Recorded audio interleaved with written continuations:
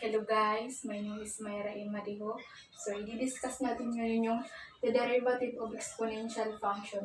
So, for example, yung formula niya ay if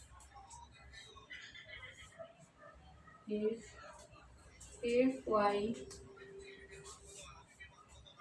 u, then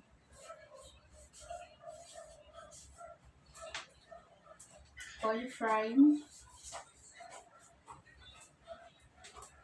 eu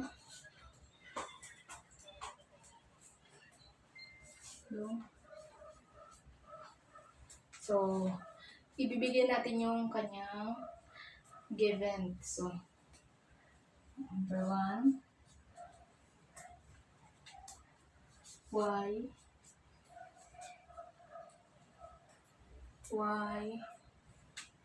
u for x plus 7.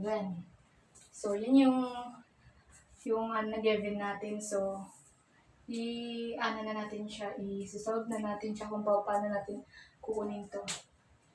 So, dt equals yung 4x plus 7. Ito. So, gagamitan natin siya ng formula. So, kukunin natin yung u. U derivative of 4x equals 4. So, which is yung 7 magiging 0 na yan. So, y prime u y equals u a 1. So, ganyan na siya pag ano natin din. Y prime e 4 plus 7 minus times 4. So, yung answer niya ay y prime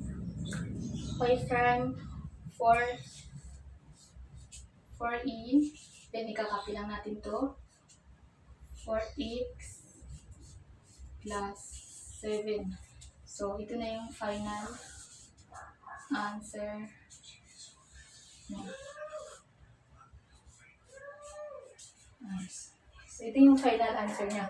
So, i-discuss ko siya kung paano natin nakuha. So, yung formula niya ay if y eu, then y prime eu times u over 1. So, ito yung, ano niya, yung given niya. Y equals eu for x plus 7. So, you let u equals 4x plus 7. So, u prime 4. Derivative ng 4x ay 4. So, y prime equals eu. Y prime equals eu times u over 1. So, y prime e 4x plus 7. Y prime equals 4. Ikakapilang natin siya. Then, so ikakapilang natin yung 4x plus 7. So, ito yung final answer niya.